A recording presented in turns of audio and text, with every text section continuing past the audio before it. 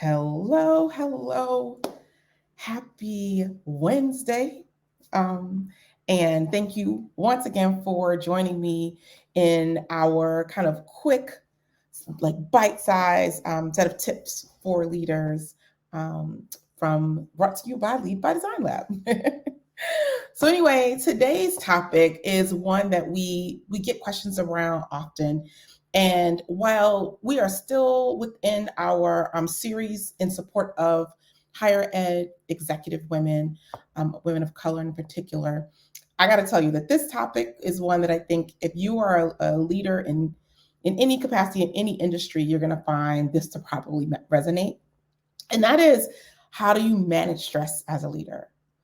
I'm only smiling because it's almost like people are like, yeah, if you got that answer, you could sell that on its own, bottle it up. And while I don't know if I have the answer that's going to be, something that everyone will be able to just do that one thing and then you're no longer stressed, but I do think I have tips for managing it, right? It's not to relieve stress because that's not realistic in life. But I do think that the things that I'll offer you in these 15 minutes will hopefully help you to manage stress and find ways to kind of recenter yourself. Particularly when I think of women in the academy and the seasonality of it, there are probably times when you are hyper stressed because of the time of the academic calendar. And so figuring out ways to balance that stress in order to lead effectively is hyper critical for you to be successful in your role. So I'm going to share just a few tips, and then certainly at the end, as always, I'll leave time for questions, and we'll try to answer as many as I can before our 15 minutes are up. So here goes. The first tip on how to manage your stress is, first of all, identify if you have stress and where it's coming from. So checking in with yourself to gain awareness on, like, this tension I keep feeling in my shoulder, or this little crick I have. What's going on here? I've had therapists that tell me, like, just to do a body scan, regularly, just to see, like, where am I holding some tension? Am I holding tension? So checking in with yourself, either physically or even mentally, on how's it going? Do I have a constant headache? Am I drinking my second or third cup of coffee and it's only 10:30? Right? Like, there are some things that you just know for yourself are signs that you are stressed out.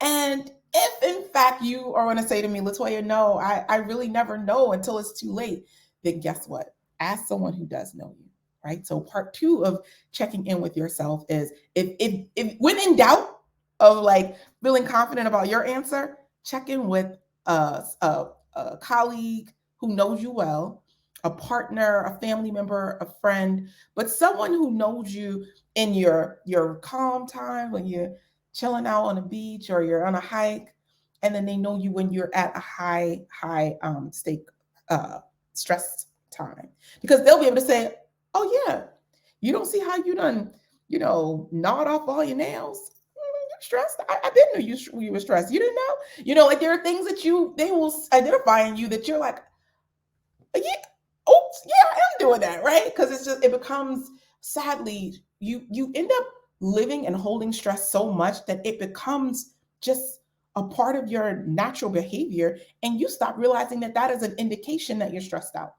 So the first tip, y'all, is just to check in with yourself, a body scan, how many coffees have I had? Have I gone for a walk lately, or kept doing my regular exercise regimen? And if those things don't help you, ask a friend, phone a friend, and let them give you some, like, updates on where you are with stress. So that's the first one. Check in with yourself to figure out if you are in fact stressed. The second tip I will give you, you probably have heard me say a couple of times, and that is to prioritize. When you are in the midst of a stressful situation, think of it as start of the academic semester, or end of the semester, when you got to grade all those papers that you thought were a good idea at the beginning of the semester. Now you have to grade them all, and you have all of these department meetings and university level meetings and conference level meetings, and then your own specific area of specialty. Maybe y'all are having some kind of national convening. You have all of this going on, and you're like, oh crap, how am I going to get it done? You probably can't get it all done at once. So my recommendation is that you prioritize. There are many, many, many different books, articles, blogs, etc., on how to prioritize your work or time manage or things in that nature. The one tip that I've found super helpful within those different resources is this idea of putting down the start of your day, the top 3 or 5 things you intend to get done that day. That is like you have to get done that day. And then you might have other ancillary things that you also would like to get done, but those top 3 or 5, you can't leave your seat or whatever. You can't put your head to the pillow until you get those 5 things done. When I first was suggested this, I was told to start with 3, and that was super helpful. And it really did make me prioritize. Like, yeah, I do have 12 things on my to-do list, but these 3 things I have to get done. That really, really helped me. And I want to show y'all, like, I really do live what I'm saying. Like, this literally sits on my, can you see it? On my computer screen. So it says top 5, today's top 5, and it's an arrow. And underneath that is where I house Post-its, 5 Post-its of things that I have to get done before I leave my office. So that helps me to prioritize. And I like that they're Post-its because then I can move them around, right? I'm like, oh gosh, this is number 1. Well, this new thing just became number 1. So I'm able to literally move things around on this little board I have next to my desk, next to my computer screen, to prioritize. Guess what, y'all? If everything is important, nothing's important. So you have to prioritize the things that really have to get done, that can only get done by you. That's what you prioritize. And it really does help to kind of like manage your stress. Like, oh, okay, I can manage those 3 things today. And when you're done, you feel accomplished and you can start your next day. So the second tip is to prioritize. Find whatever method you want, but my fail proof that I still use many, many years later is this top 3 or top 5 things to get done before I leave the day.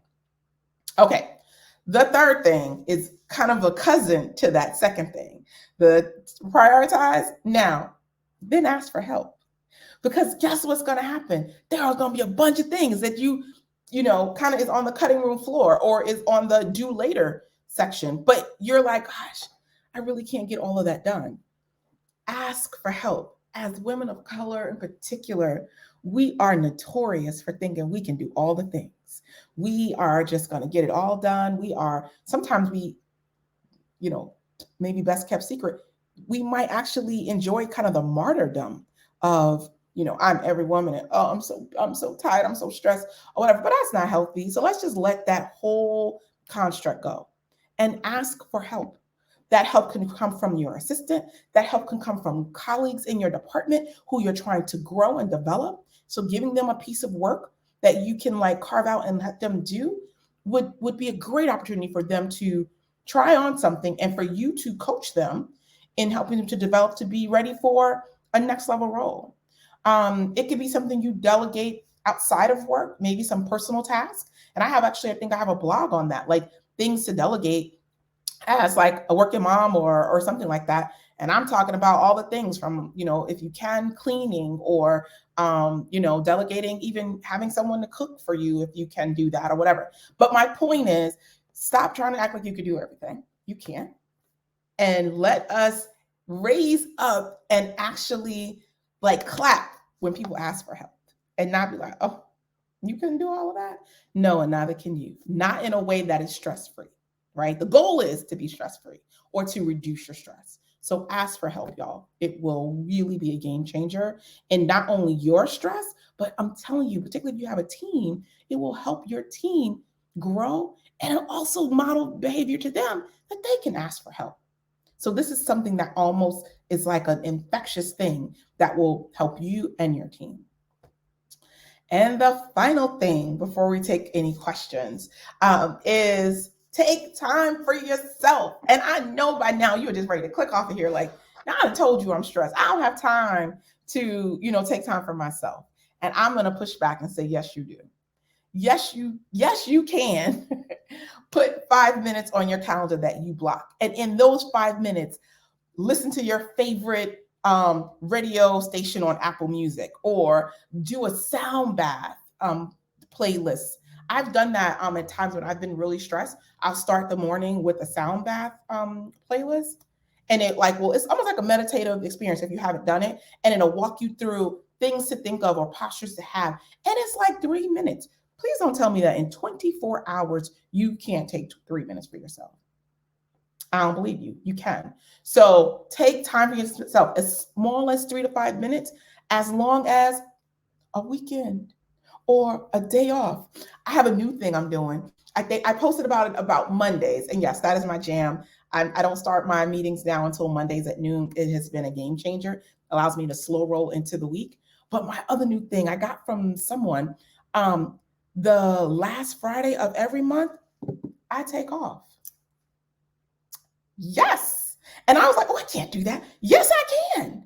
And yes, you can. It might not be that, prescriptive. It might not be that formulaic, but y'all, in a 12 months, cycle, you can probably afford to take 4 days off that you don't have plans to do anything, that you're not trying to go take it off to go to a conference or do something for your kids or da. No, that you're just going to sit at home and watch Bridgerton or listen to an old school hip hop channel and dance until you fall out on the couch. But those types of things, the endorphins that come from that will bless you beyond that moment. And so I highly recommend that you find ways, like sneakily, these 3 to 5 minute bites, or in a massive way, the last Friday of the month or one Friday a quarter. Figure it out however is kind of a way for you to dip your toe into it, but certainly find a way to take time for yourself. Now, this all is brought to you because next week is Stress Awareness Week. And so if you are someone who is in, the academy, this is something that you really should be modeling next week and beyond. You should be talking about it in your staff meetings, sending an email, and maybe share one of my tips with them. One maybe that you even plan to try, right? Because we really want to promote folks being aware of their stress and also doing their best to manage stress, especially people of color, women of color who have extremely high rates of high blood pressure and heart attacks, because we are trying to do all the things, y'all.